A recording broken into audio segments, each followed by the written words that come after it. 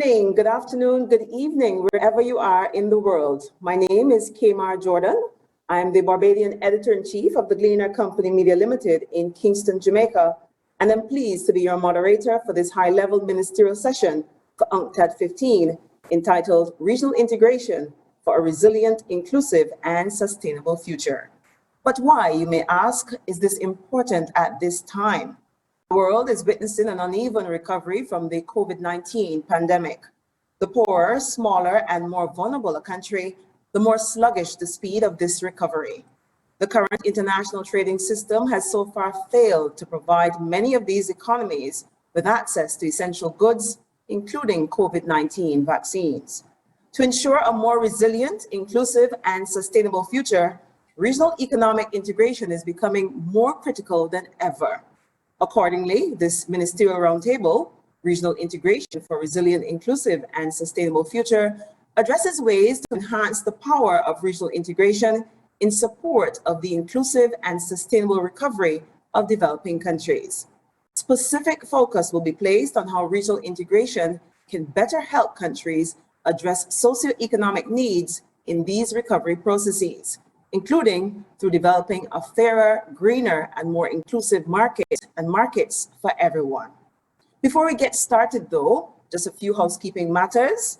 Remember to unmute your mic before you speak, and conversely, turn it off as soon as you're finished making your contribution. There is a Slido icon on the screen. Click the icon to submit your questions as we look forward to having you join the discussion a little later on in the session. Now, to introduce to you Ms. Rebeca Grynspan, the Secretary General of UNCTAD. Rebeca Grynspan of Costa Rica became UNCTAD's 8th Secretary General on the 13th of September 2021 and is the first woman to lead the organization. Prior to her UNCTAD appointment, she was the Ibero-American Secretary General from 2014 to 2021, also the first woman to head that organization. During her tenure as the Ibero-American Secretary General, she coordinated the 22-member Ibero-American Conference and led 4 key summits of heads of state and government.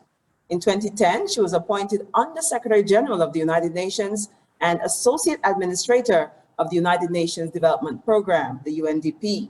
Prior to that, she was the UNDP Regional Director for Latin America and the Caribbean. Also, before joining the United Nations, Ms. Greenspan served as Vice President of Costa Rica from 1994 to 1998. She was also Minister of Housing, Ministerial Coordinator of Economic and Social Affairs, and Deputy Minister of Finance. This year, she was named Special International Advisor to the newly created Economic and Social Council of Argentina and invited to join as a member of the G20 high-level independent panel on financing the global commons for pandemic preparedness and response. In addition to her experience as a lecturer and advisor to several international organizations, she's been actively involved in key United Nations initiatives, such as the Millennium's Projects Task Force on Poverty and Economic Development and the High-Level Panel on Finance for Development. She's been recognized as one of the 50 leading intellectuals of Latin America, as well as one of the 100 most powerful women in Central America by Forbes magazine. Ms. Greenspan holds a degree in economics from the University of Costa Rica and an MSc in economics from the University of Sussex. She's been awarded a doctorate honoris causa by the University of Salamanca, the University of Extremadura, and the European University of Madrid in recognition of her outstanding professional accomplishments. Ladies and gentlemen, without further ado, I present Secretary General Greenspan to deliver her opening remarks. Thank you. Thank you so much, Kaimar, and thank you for accepting our invitation to moderate this wonderful panel. And I am here in the studios in Barbados with Marsha Caddle, the Minister of Economic Affairs and Investment of Barbados. Marsha, it's so good to have you here. And Patricia Scotland, the Secretary General of the Commonwealth Secretariat and a very good friend for very long. So Patricia, thank you also for being with us. You will present, Kaimar, the rest of the panel that is in the other stages of this conference. So first of all, I must begin by thanking our esteemed panelists for their generosity in joining us here today. You will be introduced properly, all of you, by Kaimar later on. Ministerial Roundtable is devoted to a very important subject in the context of trade: regional integration for a resilient, inclusive, and sustainable future. Here, our panelists will discuss three key topics related to this question. First, what is the role of regional trade in producing a more even recovery? How can it ensure a fairer distribution of vaccines worldwide? Second, how can regional trade complement the structure of the multilateral trading system? What are the long-term implications of regional integration? And third, how can trade promote inclusive recoveries that benefit developing countries and the world poor? Now, before I yield the floor to the panelists, I would like to share with you some of UNCTAD's thoughts on these issues as a way of setting the stage for the debate. First, let me start by stating the obvious. The world is witnessing an uneven recovery from COVID-19 pandemic, with advanced countries vaccinating and growing at a much higher rate than those of developing regions. Eight out of every $10 invested in fiscal recovery packages have been spent in G7 countries, where less than 10% of the world population lives. The pandemic then, in the developing world, have pushed an estimate of 120 million people into extreme poverty in 2020. These are terrible indicators. In this context, while international trade is a force for growth and development, the current international trading system has so far failed to provide many of these economies with the opportunity to build back better. It is symbolic of the current limitations in the global trade governance that many of these economies are deprived of access to essential goods, including COVID-19 vaccines. To ensure a more resilient, inclusive, and sustainable recovery for a better future, international trade must play its full part, particularly for those trade-dependent, small, vulnerable economies, including also the middle-income countries that also have been hit hard in this pandemic.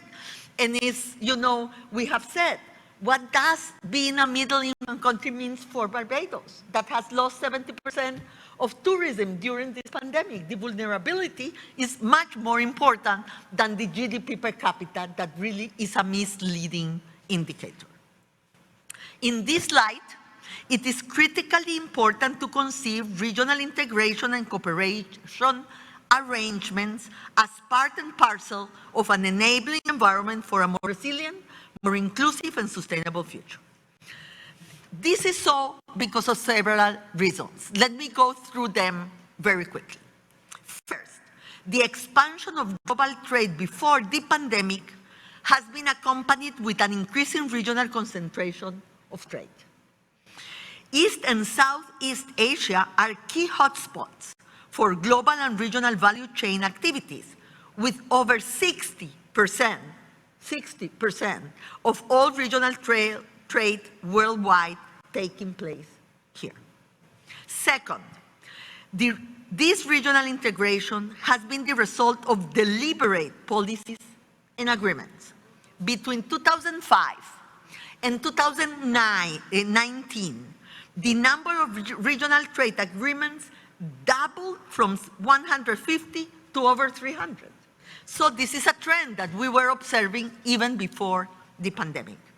So more than 50% of world trade today takes place among regional trade agreement partners. Importantly, an UNCTAD study finds that trade within the regional trade agreements has been more resilient during the crisis. Third, developing countries have come to conceive regional integration as an essential element of development policy toolbox and embrace deeper regulatory and development cooperation with neighboring countries. Recently, regional trade agreements have often included innovative clauses in areas such as gender equality, sustainability, and small and medium-sized enterprises. That is very good from the point of view not only of trade, but of trade and development at the same time. A key question is therefore how to promote this form of trade that enhances countries' own sustainable development efforts. Regional integration to reduce border protection, tariffs, has long been a tool for this. But in recent years, such integration efforts have gone deeper by addressing behind-the-border regulatory measures. This is in response to the changing nature of trade policy, as the average cost of non-tariff measures, this is a very important point, let me stress, the average cost of non-tariff measures is now 2 to 3 times higher than tariffs. 2 or 3 times higher than tariffs. Meanwhile, the development potential of South-South regional integration has created formidable opportunities for countries to benefit from larger markets, economies of scale, and structural diversification opportunities, particularly for those countries whose exports earnings are heavily dependent on a few unprocessed commodities. So, further regional integration among developing countries have proved to be particularly useful in facilitating broader policy and regulatory coordination, such as pooling resources and building common institutions, as well as providing regional transport networks and physical infrastructure for closer market connectivity. Many regional integration initiatives of developing countries, such as Asian and CARICOM, dear Minister, have indeed scaled up their integration processes to another stage in recent decades. More recently, the African Continental Free Trade Area has the potential for African structural transformation by creating a market of over 1.3 billion people and 2.2 trillion combined national income. Over 30 million people could be taken out of extreme poverty alone if we really take forward the African Continental Free Trade Area. An UNCTAD study suggests that addressing non-tariff measures could quadruple these welfare benefits. Against this backdrop, questions arise as to how regional trade agreements can be made more responsive to critical development needs in times of crisis. So first, to complement multilateral efforts in addressing critical trade and health challenges. 2, to reduce trade restrictive policies via regulatory and harmonization and cooperation, and to support better policy deployment. For instance, UNCTAD has helped the African Continental Free Trade Agreement in building an online mechanism that allows all traders to report trade barriers that, as we said before, are even more important than tariffs right now. This could be a useful example to other regions. Third, another critical area is regional competition regimes to fight against anti-competitive business practices by large firms, including big digital platforms, and empower small economies. Lastly, a growing number of regional trade agreements have sought to promote broad-based sustainable development through provisions addressing labor, environment, climate change, and gender. So these policies and cooperative mechanisms need to be strengthened, and what can we do to meet these goals? So, ladies and gentlemen, dear friends, these are only some of the most pressing challenges that must be tackled if scaling up development finance is to become a reality. And certainly, if these trade agreements can play a role, and regional integration can play a role. I am, of course, aware that meeting any one of these challenges faces formidable hurdles. That's why we have you here, to tell us what else can we do to help and to find solutions together. So thank you very much again for being with us, and I'll now yield the floor to you. Thank you.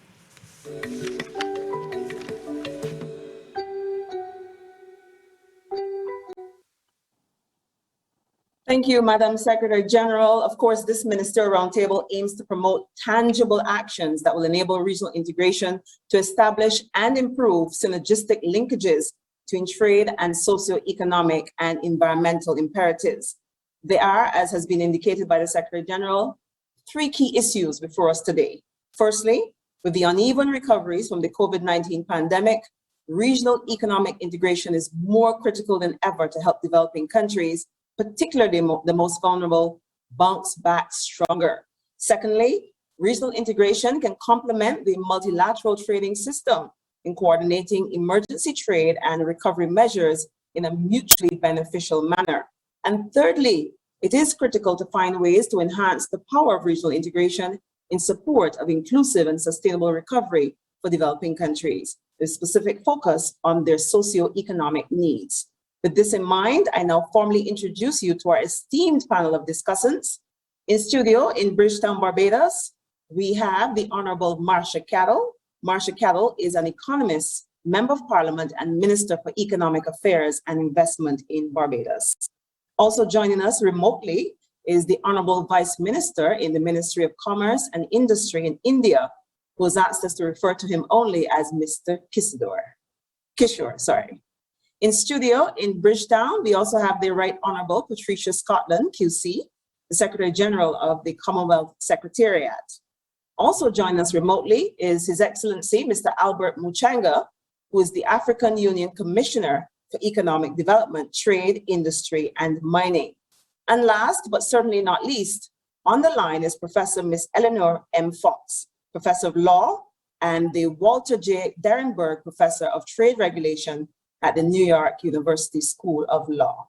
So there you have it, ladies and gentlemen, our very eminent and highly qualified panel. For full bios, you can check our website, UNCTAD 15, for full details on all of these wonderful people and their accomplishments. But I want to dive right in and start with Ms. Caddle. And I would like her to permit me to ask her two very important questions. Firstly, how do you see and how do you want regional integration in the Caribbean to address the vulnerabilities of SIDS in the face of the challenges such as climate change and fragmented markets? And secondly, how can regional regulatory cooperation, example in the area of services, contribute to this end? Minister? Thank you, Kamar, and good morning, good afternoon, good evening to everyone who's joining us. I'm very pleased to be here in the studio in Barbados with these esteemed panelists. And I want to start in response to your question by making reference to a quote that I use often from Lilla Watson. It came from a group of activists with whom she was working some time ago. And she said, and that group of women and activists said, if you have come here to help me, you are wasting your time. But if you have come because your liberation is bound up with mine, then let us work together. I think first we have to acknowledge that all of our liberation is bound up with each other. And it is that acknowledgement that will compel us to do the right thing with respect to international trade, to understand that it is integration, it is efforts at working together that are going to get us where we need to be. I want to outline 5 specific ways in which I think that regional integration, and in which I noted, Kmar, the question was very direct about what I would want to see, and how I would want to see regional integration in this Caribbean region address the vulnerabilities of SIDS with respect to climate change and fragmented markets, and to say a bit about how regulatory cooperation at the regional level can address that. First, I think we have to acknowledge, and as SG has done in her opening remarks, that trade dependency, finance, debt, and the climate crisis and the necessary adaptation to climate are inextricably linked. And countries in this region are on the front line when it comes to all of those areas. So the first area I would say in which we want to make sure that, and in which I see regional integration advancing addressing the vulnerabilities of SIDS, is through regional advocacy with respect to climate change. I think we all have to acknowledge that there are frontline states when it comes to the climate crisis. And as we've heard over the last couple days of this UNCTAD conference, we need to be able to realize that those frontline states are going to require a different approach and a greater share of adaptation resources. Now that gets me into the second area, which is how can we better mobilize regional and international private sector funds? And one of the ways that we have sought to do that in Barbados and in collaboration with others in CARICOM is through a growth and resilience fund. What does that look like? In Barbados, we've come up with the Roofs to Reefs program. And the Roofs to Reefs program is really how we make visible all of our adaptation measures that are necessary to really get us to the point of resilience. But it doesn't make sense to establish only a Barbados market, or only a Grenada market, or only a Jamaica market. We see this as a regional investment market where we are able to weight projects in terms of their resilience content. So for example, what we're doing right now is we're going through all of the resilience projects that we have in Barbados. And we're saying, here is the investment return that you will get, but also here's the resilience return. If we establish growth and resilience funds, what we can also do is to weight those funds. And so we expect those funds to say, we only invest in projects that have this certain resilience component. And so maybe the test is not only this kind of resilience in its own right, but how much does it help a country achieve its nationally determined contributions? We think that this kind of specific approach is what will get us closer to crowding in private resources for resilience. Now, we have to take this conversation beyond grants and concessionary finance. We have to look at creating resilience markets. There is private sector financing available. There's regional savings available. And one of the challenges that we have to meet is how do we mobilize domestic and regional savings so that Caribbean people are agents in our own development. And so growth and resilience funds, we believe, are the way to do that. And I hope to be able to, I lead a delegation to COP later this year. COP 26, I believe, will also be one of the important milestones where we can bring real financial instruments to bear. The third thing that I want to talk about, and the SG Greenspan made this very clear in her remarks as well, is how do we develop strengthened regional supply chains? One of the things that we have discussed in the CARICOM context is the idea of fast ferries that are linked to better regional transport infrastructure. Now, we've had freer trade in agriculture. It's brought cheaper food, but it's also brought food that is not good for us. And we've seen that in the context of the pandemic. And so what we've seen is an explosion of non-communicable diseases in developing countries like those in this region. So, cargo, we talk a lot about moving people, but moving produce, moving things, moving goods may be the key thing for this region in developing a framework around nutrition security that allows us to promote better health without falling foul of the existing trade rules. Now, these kinds of transportation, boats, only make sense if they carry cargo, if they carry people, if they carry cars. It means that it's going to require regulations that make it easier at each port in the region to be able to do that. We've estimated that it also will require just $500,000 in infrastructure in each port in the region. And what we need in addition to that infrastructure is the regulatory mechanism to make things come on and off quickly. The last 2 points, Kim, I want to mention. One has to do with regional cooperation on telecoms and on technology, and regional regulation of major technology companies. Now, we know that the future of trade, especially for us in the region with high logistics costs, is going to be in online trading, largely.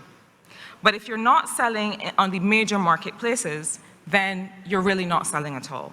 And the question is, along with the single roaming rate that we've talked about for this CARICOM region to allow people to do business more cheaply, how do we also provide the regulation for these major marketplaces and these major technology companies that will allow Caribbean people to integrate into those markets and to have access to those markets? We are seeing a great privatization of trade infrastructure online, but there's no regulatory framework for that and for how we get Caribbean people to be a part of that.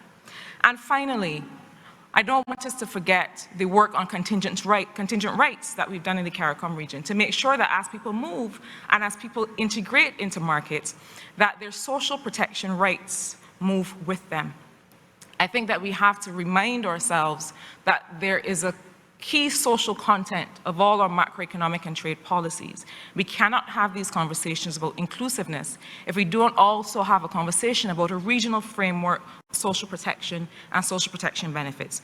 So, Kmar, those are the just 5 thoughts on how we can address issues of climate change, fragmented markets, and make regional integration work for the future of all people.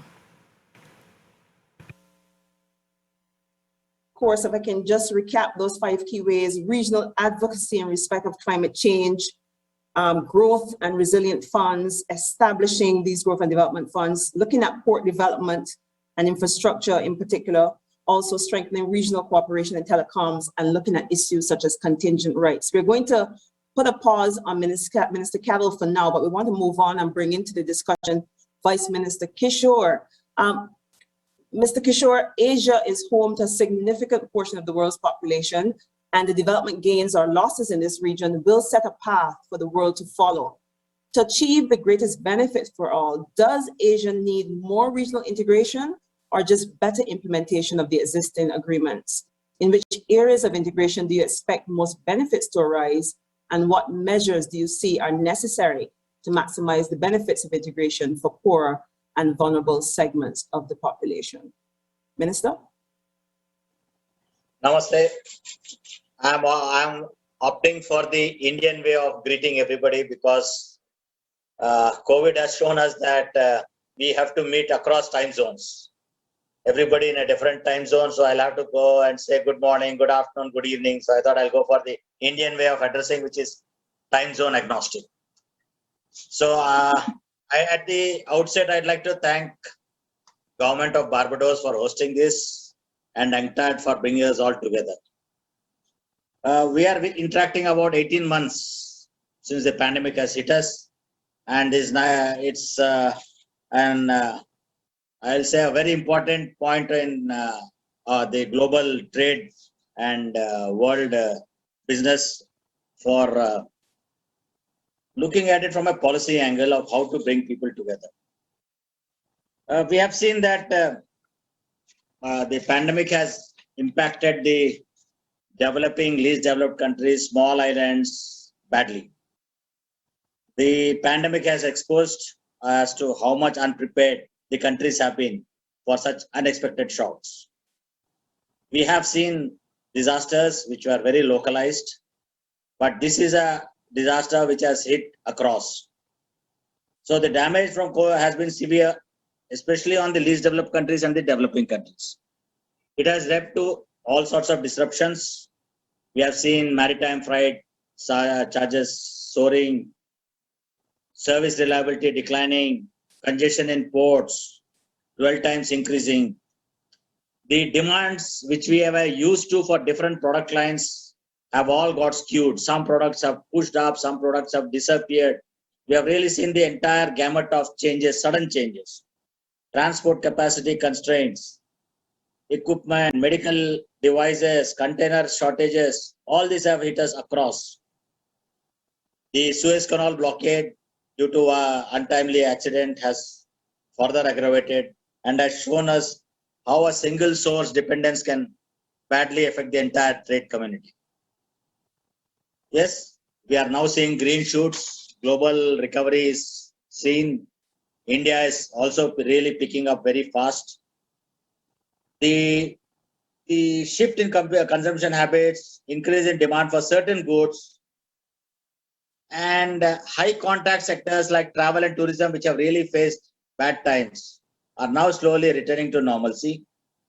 And we expect that services trade will really come back.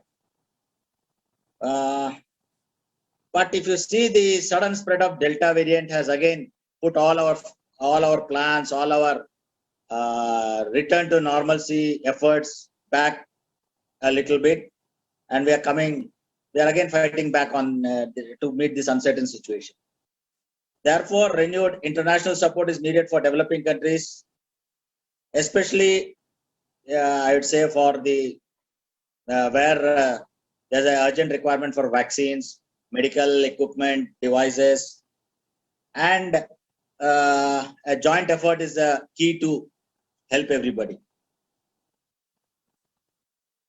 Developing countries definitely face an uncertain future, made worse by weakened debt sustainability, bottlenecks in global supply chains, limited access to finances, investments in technologies, all of which have caused a backstep in achievement of SDGs, and therefore the need for an urgent redressal mechanism. The global response to the challenges of COVID-19 needs to be enhanced, particularly in assisting developing countries. Our shared developmental agenda will be realized when we ensure that all developing countries have equal access to vaccines. Even while addressing our large domestic need, India has assisted other countries in their response to the pandemic by dispatching medicines, emergency relief measures, medical teams, and vaccines. Guided by our motto of Vasudhaiva Kutumbam, the world is one, the entire family, we are a family. India will resume external supplies of vaccines to fulfill our commitment towards COVAX facility. We need to make progress in expanding both North and South cooperation, which in our view are complementary and not a substitute for each other. India has always believed that developmental cooperation should be based on assessment of the needs of partner countries, and we have always followed this approach in forging our developmental partnerships with other countries. The resilience and strong fundamentals of Indian economy have placed it on a robust path of recovery, projected growth rate of about 7.2%. The COVID pandemic highlighted the importance of resilient supply chains that are the key to our collective economic resilience. To aid this and to diversify the regional and global supply chains, India's Atmanirbhar Bharat, a self-reliant India initiative, aims to position India as an alternate global manufacturing destination. India will be contributing more than ever to the global growth and development. The self-reliant India will remain integrated into the global economy and will contribute to its recovery. Based on our inherent sense of democratic polity, favorable demography, and growing domestic demand, India is poised to emerge as a global hub of manufacturing, research and development, and innovation. At a time when the pandemic has caused a setback to our quest for achieving our development goals, we reiterate our call for reformed multilateralism. India also reiterates its commitment to UNCTAD and its agenda, and would like UNCTAD to regain its place and reaffirm its core mandate to to mainstream the priorities of developing countries in the global discourse on trade and development. As you know, India is a subcontinent, and diversity by itself is so immense that we have a big impact on the regional economy. We already have ASEAN and SAFTA, which have shown that regional cooperation is the way forward. And now we are also putting in, if you see the WTO database, there are a lot of trade agreements already by the Asian players. China has about 16, India 17, Indonesia 12, South Korea 20, Vietnam 15, and more on the table. So I think the benefits of integration will be there if we focus more on the non-trade barriers, easy export-import procedures, simple rules of origin, and of course signing mutually recognized agreements. Thank you. Okay, I want to go straight to Baroness Scotland, and as the minister just said, you know, a joint effort is key to everyone. Also, to enable recovery that's resilient, there must be concurrent progress across many areas: economic, social, environmental, and institutional. But Baroness, how can regional integration promote this type of holistic, inclusive, and sustainable recovery that otherwise appears in all developing and least developing economies? And how can international institutions such as yours, the Commonwealth, support developing countries, particularly the SIDS and the LDCs, in effectively reaping the benefits of deeper regional integration? Firstly, can I say that everything that's been said already by the Secretary General, I want to say I agree, by Marsha to say I agree, and the Minister for Minister to say I also agree. Because what have we been talking about? The fact that the empirical data with which we are all now grappling tells us the same story. COVID has laid bare for all of us the reality of the inherent unfairness and lack of justice in terms of the way in which the current infrastructure has worked. And it's right that I think that everyone has started with the whole issue of the response to vaccines. Where you have small and vulnerable countries only receiving 1.4% of the vaccines globally, we know we're in trouble. Because as the Secretary General Greenspan has said, those countries who've recovered more quickly are those who've had access to vaccines. So that vaccine parity is critical. We know, for example, that 32 of the 54 states in the Commonwealth are small, but there are only 42 small countries in the world, which represent 41 million people. We distribute 41 million vaccines every day. Therefore, to cover the 42 vulnerable small countries in our world takes 2 days' worth of vaccines. Yet at the moment, we are choosing, and it is a choice, not to provide those vaccines in a speedy and timely way. Everyone on this panel has already spoken about the damage that that's caused to economies, where you have tourism-dependent countries. Some of them, 70% of their income will be tourism and tourism-related services. You're talking about a dagger to the heart of their viable economic stability. And it's really critical that we've been talking about social, economic, and environmental sustainability, because all of those three are intertwined. So before I think we can speak about recovery, our immediate and most urgent priority must be to ensure greater access to vaccines. From Africa to Asia and the Caribbean to the Pacific, it is heartening to see regional cooperation and regional solidarity. So if we're looking for what will work to get us out of this dire situation we are in globally, we know that regional integration Regional solidarity is important.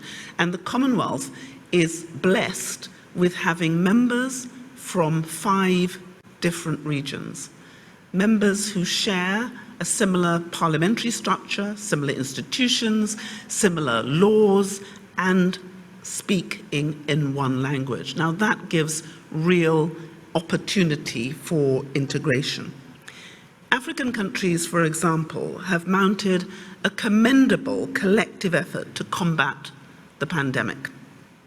They've addressed some of the acute shortages of medical supplies on the continent, and they've enabled the procurement of vaccines. And several African countries have introduced measures to repurpose manufacturing capacity to support national and continental healthcare responses.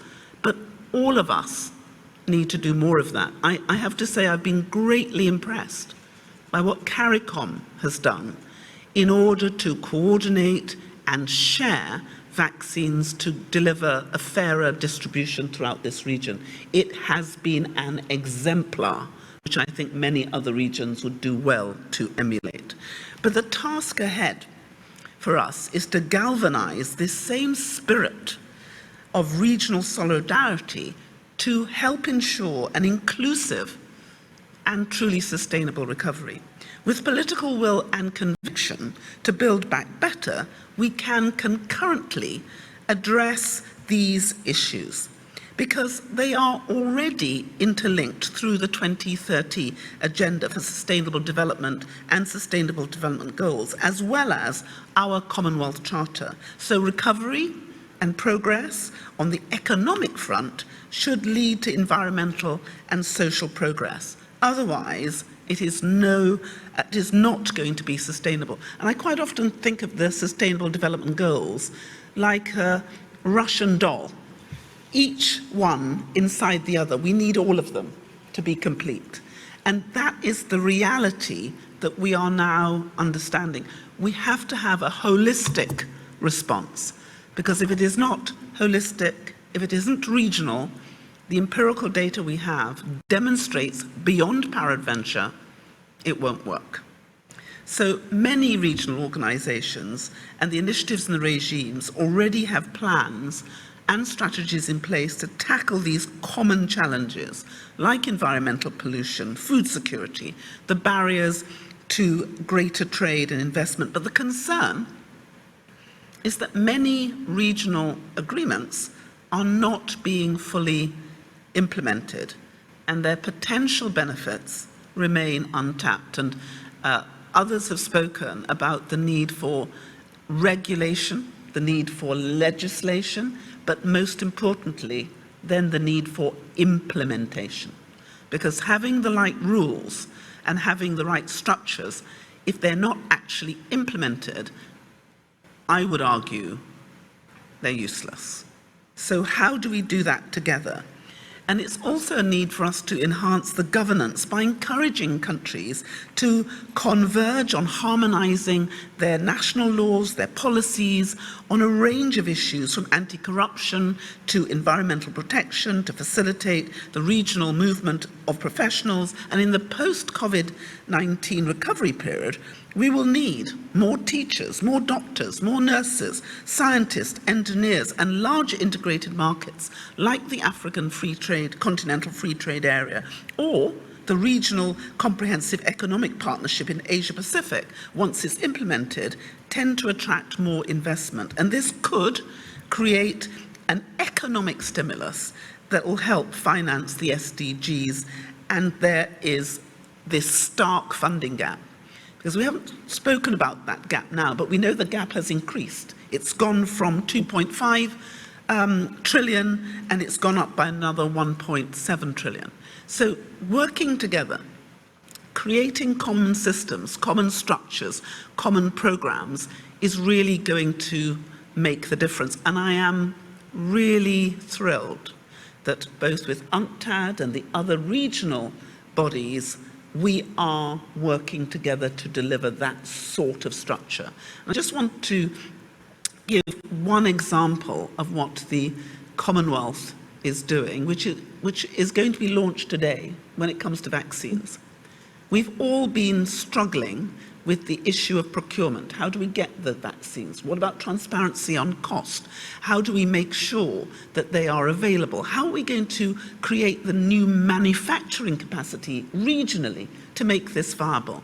What we have launched today at the Commonwealth is a procurement database which will have on it the medical healthcare products, equipment and medicines, which all our Commonwealth countries are contributing to.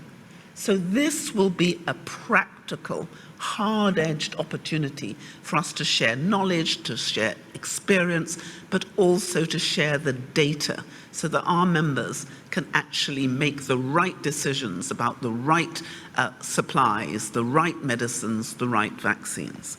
And in many cases, this sort of practical regional cooperation is what we're going to need to do to make the difference. And in many cases, as I think Marsha's and Rebeca's already said, tariffs are not the biggest hindrance to regional trade. And improvements in trade facilitation and logistics, especially by using digital technologies and striving for paperless trade and the elimination of other non-tariff barriers, is likely to be of even greater importance in boosting trade further. And it's also necessary to focus on building productivity and capacity, including regional value chain and investing in regional infrastructure to connect, power and digitalize countries, including LDCs. And digitalization will be pivotal for enabling a holistic, inclusive and sustainable recovery.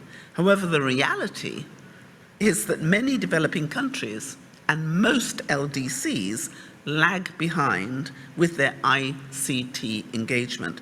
And we should strive, therefore, for regional approaches to developing digital capacities, capabilities, closing that digital divide, especially for women, and investing in science, technology and innovation to take advantage of the fourth industrial revolution. There is so much for us to do, so much I'd like to say, but the most important thing is not only endorsing, thank goodness, what the other three have already said, because it means I don't have to say it again, and I can just say I agree, but to say to all of us, we need to be absolutely determined, and we have to choose to work together, and we have to choose to create those structures, those facilities, those tools which will enable the regionalization that we now know needs to happen to be the difference, to actually take care.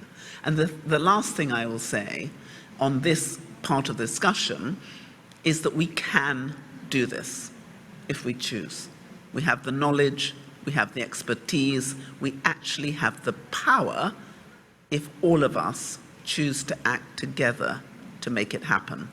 And I believe under leadership of great people that we have now, it's going to happen.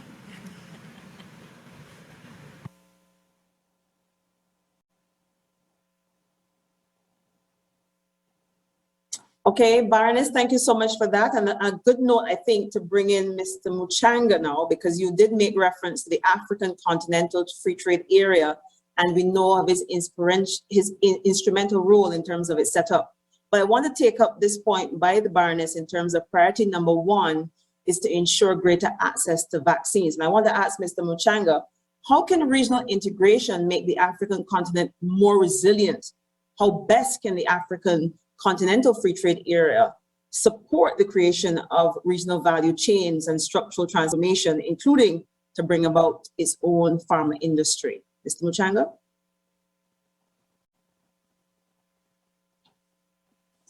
Thank you very much, moderator. And I would like also to thank SG, Greenspan and team for inviting the African Union to this panel. And in the same vein, congratulate the people and government of Barbados for hosting UNCTAD 15. I'll begin by stating that Africa and several other developing countries went through a lost decade for development during the commodity and the external debt crisis of the 1980s and 1990s. The COVID-19 pandemic and the crisis it has generated in the health and economic sectors should not generate another lost decade for development for Africa and other developing countries in the next 10 years. Economic integration offers opportunities to avoid that prospect. We have in Africa 8 regional economic communities recognized by the African Union. In addition, we've rolled out the African Continental Free Trade Area in January this year. These regional and continental arrangements provide policy space for export diversification through the development of intra-regional and intra-continental trade in goods and services. At the level of the African Continental Free Trade Area, we are promoting inclusivity through, among others, the development of regional and continental value chains, through which we'll be able to generate intra-African trade in agro-processed, manufactured, and intermediate goods. The boosts in Africa's productive capabilities will include the pharmaceutical industry. African countries are dependent on vaccine imports and donations, and this has the danger to slow recovery and resilience. This then brings me to the issue of development of the pharmaceutical industry in Africa. A little bit of history and background are important here. The African heads of state and government adopted the Pharmaceutical Manufacturing Plan for Africa in July 2007. This is the blueprint for Africa's pharmaceutical industry. The adoption of the plan was with the explicit aim of contributing to a sustainable supply of quality essential medicines to improve public health and promote industrial and sustainable development on the continent. The specific objective was to improve the quality of medicines. Africa manufactures less than 2% of the medicines she consumes, while she imports about 97% of her medicines from outside the continent at an annual cost of $14.5 billion. In addition to this, roughly half of Africa's 1.3 billion people lack regular access to even the most essential medicines. Lack of access to medicines each year contributes to millions of deaths in Africa. And unfortunately, the burden falls mainly on the poor, the women, and the children. This sector has also resulted in a boom in counterfeit medicines. The World Health Organization estimates that 42% of counterfeit drugs cases around the world affect Africa. The African Union is now working on the revitalization of the African Medicines Agency, which, among others, aims at prioritizing investment for regulatory capacity and pursuing convergence and harmonization of regulations for medical products. The operation of the agency is expected to provide a boost to the development of the African pharmaceutical industries in the near future. The African Continental Free Trade Area is also expected to be a major boost in the development of the African pharmaceuticals industry. The continental market resolves the challenges of small and fragmented markets, and it also removes fiscal, tariff, and non-tariff barriers. In addition, the African Continental Free Trade Area promotes policy and regulatory harmonization through the negotiation and implementation of protocols on investment, intellectual property rights, competition policy, and digital trade. In a spirit of inclusiveness, we are also in the process of negotiating a protocol on women and youth in trade. Through fragmentation, or defragmentation, let me say, the African Continental Free Trade Area will consequently establish a large market of 1.3 billion people. This population size is equivalent to India's, where the large market has been a beneficial factor to the growth of the pharmaceutical industry in that country. In addition to this, we've also developed the African Quality Policy, which will promote standards and remove technical barriers to trade. One of our early responses to the COVID-19 pandemic was the establishment of the African Medical Supplies Platform, the African Union COVID-19 Response Fund, and the African Vaccine Acquisition Trust, or AVAT. We also joined other developing countries in advocating for a waiver of intellectual property rights to facilitate production and distribution of COVID-19 vaccines on the continent. Let me conclude by stating that even as the IPR waiver negotiations continue at the World Trade Organization, countries like South Africa, Rwanda, Senegal, Algeria, and Egypt have either started or are at advanced stages of production of COVID-19 vaccines. I'll stop here and thank you very much for your attention. Thank you, Mr. Muchanga. And I want to bring in Professor Fox. You just heard from Mr. Muchanga that 1.3 billion in Africa still lack access to essential medicines. As the competition policy expert here, tell us, why is competition policy so important to achieving what we've been talking about all morning, this inclusive and resilient economic recovery for developing countries? And how can it be more effectively incorporated into regional economic integration? Can you give us some examples of regional economic organizations from the developing world, highlighting their strengths and what is the way forward for developing countries in developing and deepening regional integration? Thank you very much. It's really a great pleasure and honor to be here with you. And thank you, our Barbados, and thank you, distinguished ministers and other heads of government. Yes, I would like to answer this question as to why competition policy is so important. And it has been mentioned by several of you. I want to suggest it is one of those pieces of the Russian dolls that we can't do without. It is hand in hand with trade, and it attacks private power that creates scarcities and that frustrates trade. And competition policy is essentially trying to get rid of the private power barriers and to open markets to those people without power, so that people in especially developing countries, people without the great resources, can actually make it on their own into the markets and become the ones who can supply the goods, even eventually the vaccines. So let me break down my short comment into 5 quick points.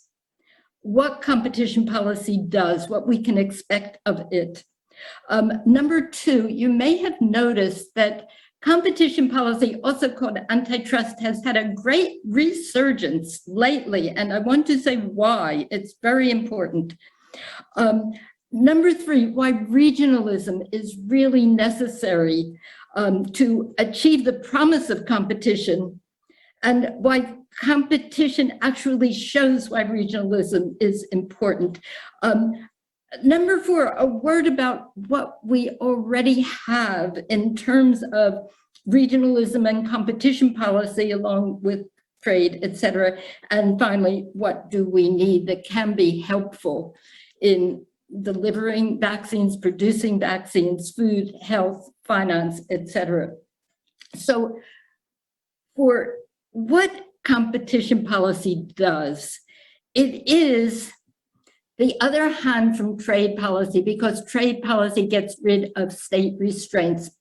Competition policy gets rid of private restraints when it works. It is against power, it is against privilege. Therefore, it should be for the outsiders and for the poorer populations. It is for unleashing the market so that the forces of competition can work, and so that people all over the world and people without power can engage in the markets and help deliver the food, etc., to the people.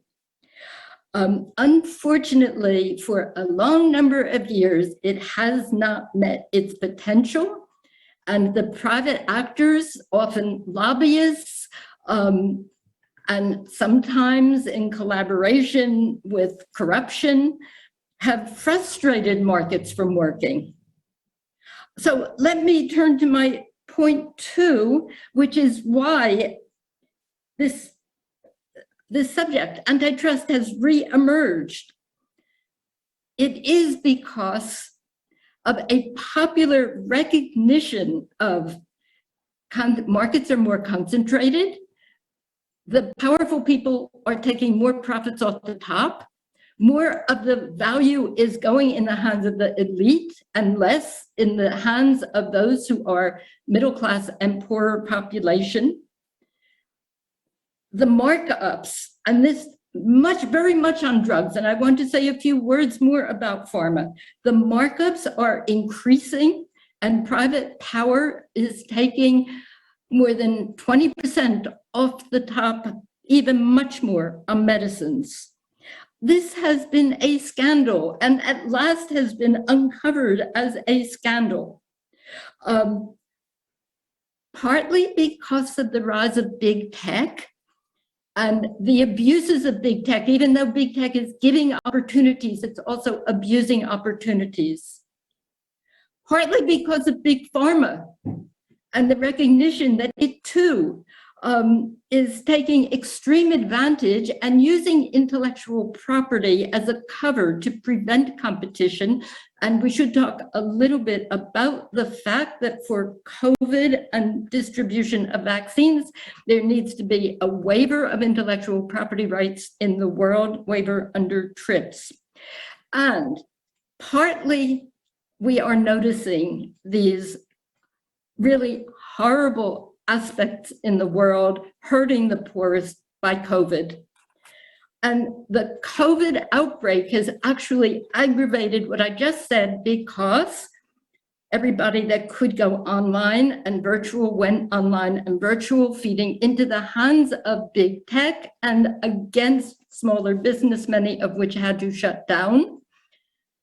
And vaccines were scarce. Food for the poorest are more expensive and more scarce. And all of these forces have come together to show that we actually need reforms and more aggressive competition and antitrust.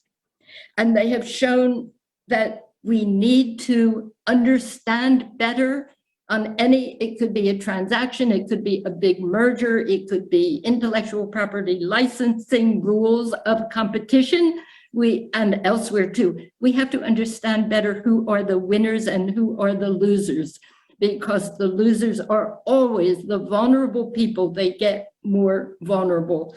The winners, we have been seeing more and more, are the elite, the powerful, often in league with corruption, sometimes at the top of governments. So why is regionalism necessary?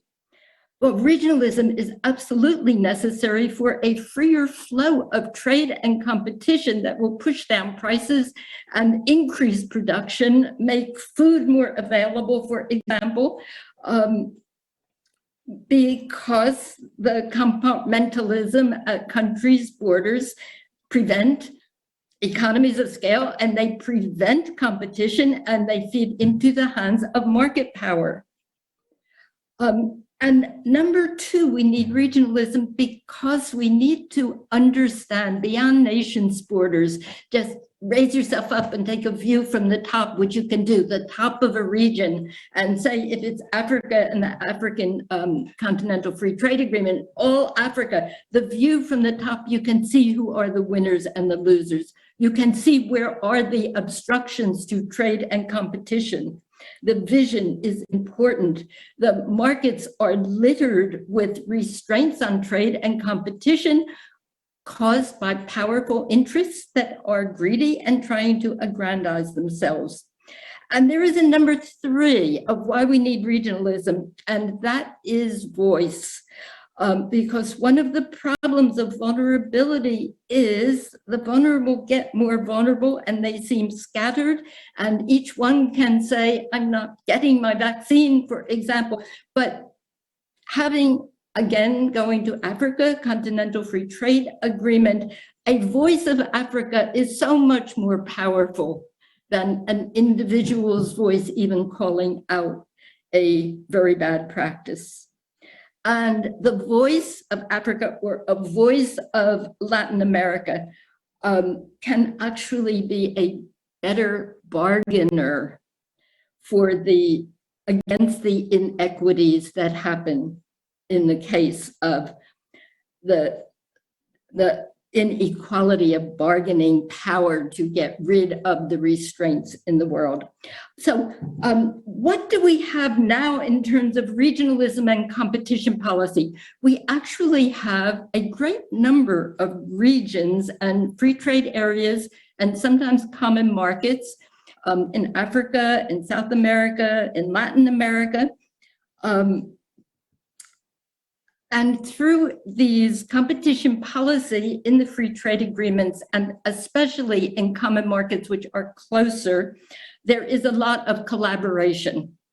A collaboration for good ends in trying to get rid of the barriers that keep up the power and the privilege. However, and now I'm coming to my last point, we don't do enough. And what do we need to do? And what is the promise of regionalism? I should have to say first, regionalism is not easy.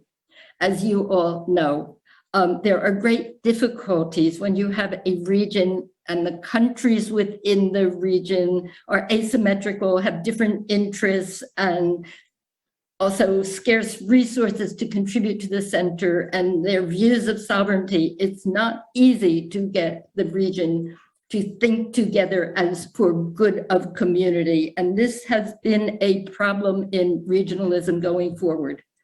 However, there is one project that really needs to be done to make regionalism work. And that is a better conception of where trade and competition meet. And this is not just conceptual.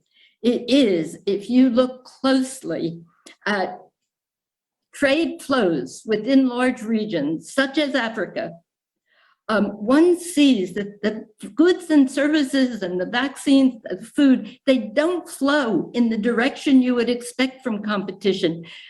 They don't flow to their neighbors often. Why? Because they would naturally flow to their neighbors. If they do not flow in the natural routes, this, first of all, it keeps prices up, it keeps goods scarce, but there has to be an explanation, and it's almost always a trade or competition explanation, and it's a conspiracy of the rich and powerful or governments, often prodded by vested interests, to keep the trade for themselves. There must be much more interaction within the regions between the internal market trade people and the competition people to discover these hybrid restraints across the borders and get rid of them. I'd better stop. My time is up. Regionalism will help fight privilege and power and help a voice in the bargaining table, for example, to get a better flow of vaccines without being held up by intellectual property at borders. Thank you. Well said, Professor Fox. Just to stress that regionalism is not easy, but if we work together, we can better conceptualize where we are in terms of trade and competition. So very important points there as we round off this session hearing from our panel.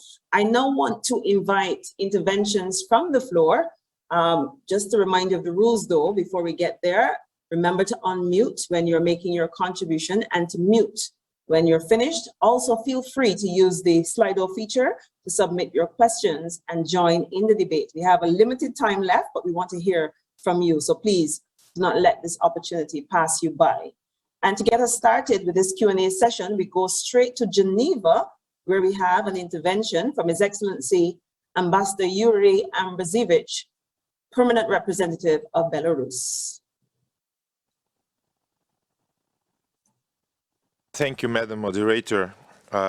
With the permission and with respect to the multilingualism principle, I will be delivering my speech in Russian. Уважаемая госпожа генеральный секретарь, уважаемые члены панели сегодняшней, уважаемые дамы и господа, от лица делегации Республики Беларусь хочу выразить поддержку организаторам в их решении посвятить один из министерских круглых столов проблематике региональной интеграции. В настоящее время, когда положение в мире отягощено последствиями пандемии COVID-19 и центробежными политическими тенденциями, именно региональная интеграция и межрегиональное взаимодействие могут позволить нам создать фундамент для восстановления и развития. Мы убеждены в необходимости закрепления в мандате UNCTAD вопросов региональной интеграции и продвижения диалога между региональными интеграционными образованиями.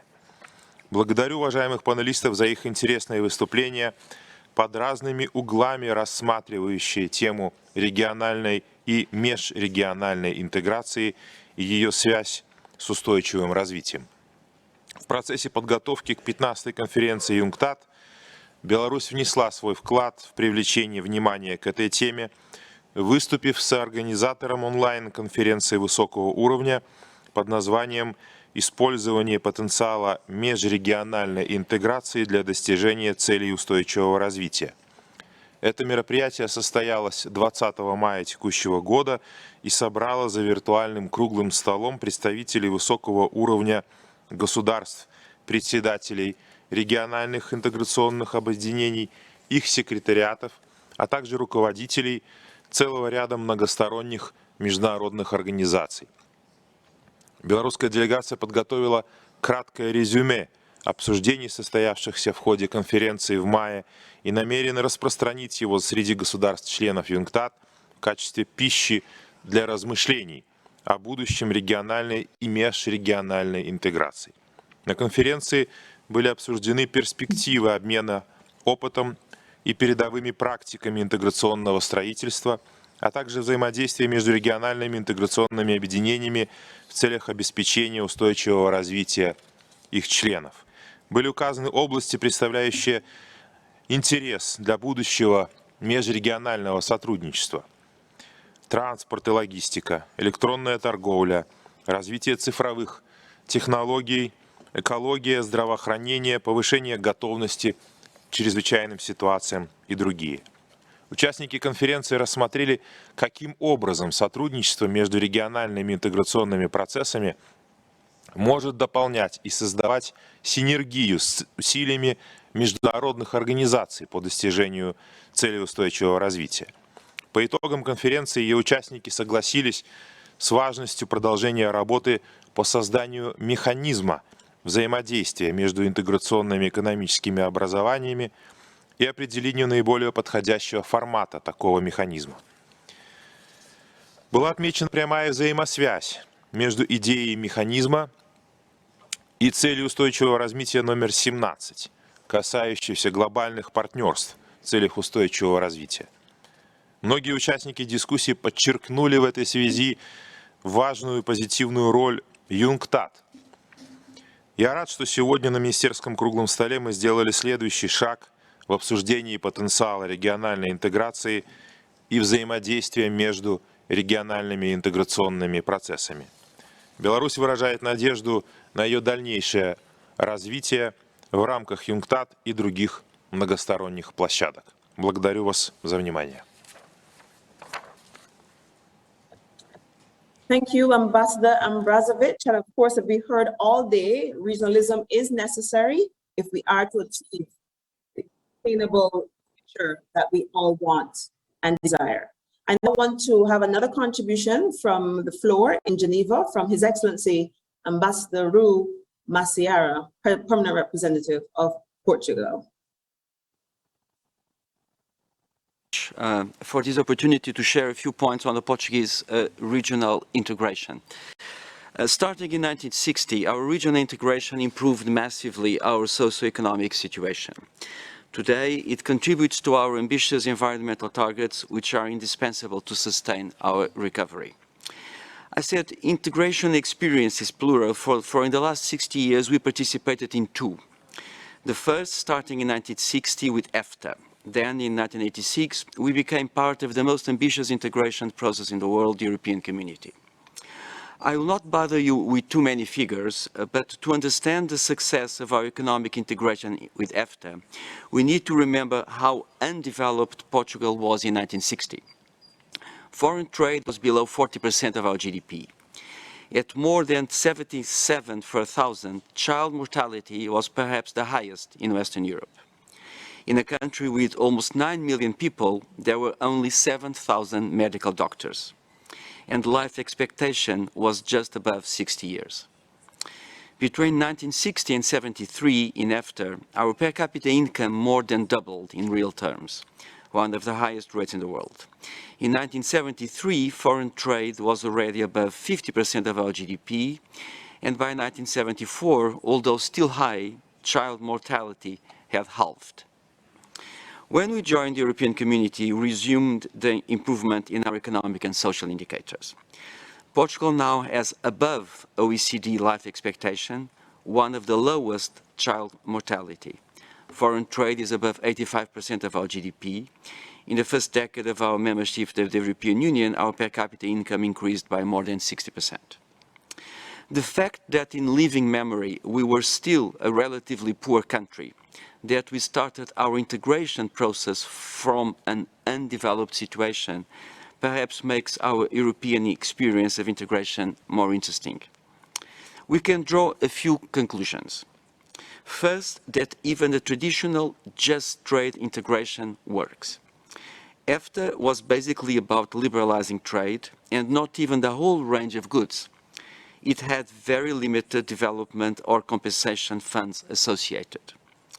Yet it translated into a remarkable acceleration of growth and trade in Portugal, in part by making the country more interesting for FDI, but also, maybe even more, by anchoring our trade rules, standards and policies within a significant bloc. Portuguese companies could become reliable suppliers integrated in EFTA supply chains. Second, that a more ambitious integration like the EU has an even greater socioeconomic impact.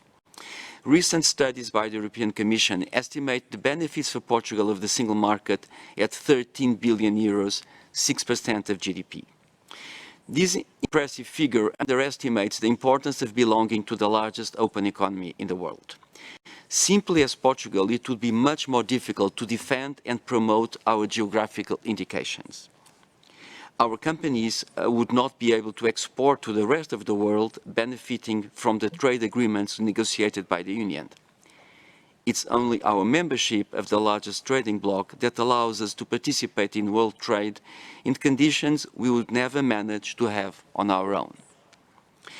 If we were not at the table in Brussels, we would simply be takers of standards and rules which would apply to our consumers and companies without a chance to influence them. Being part of the large trading group allows for better development of competition and consumer policies, as lessons learned is faster and common challenges make for better elaboration of rules.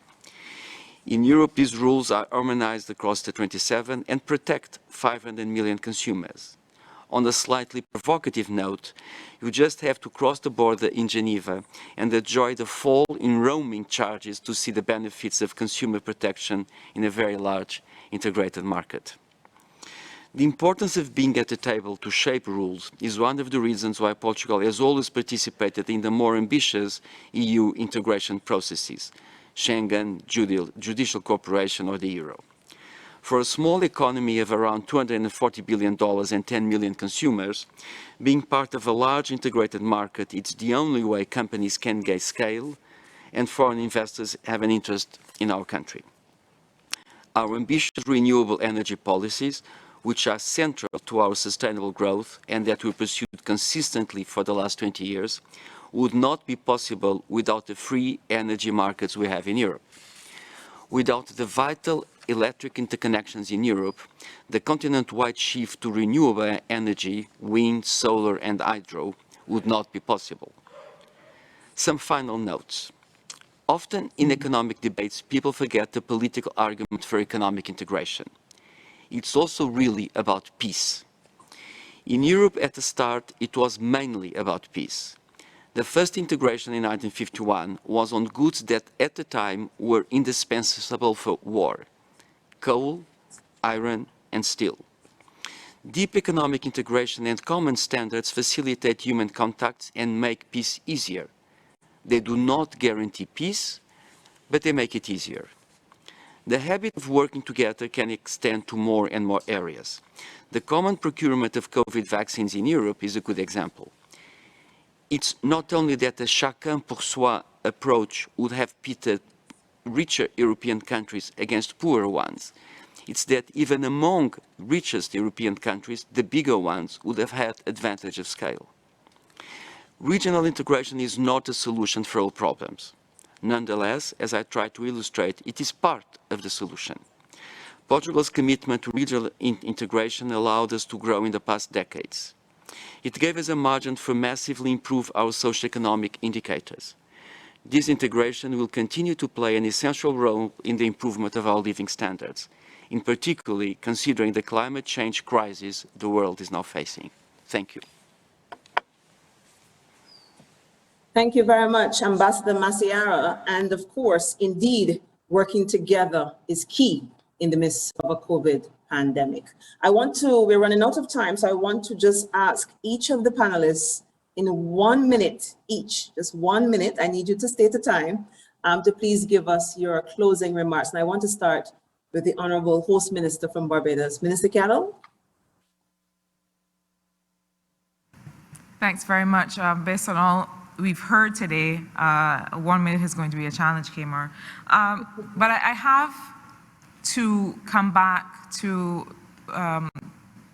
perhaps a part of my original question, which is on the climate crisis and what all of this means.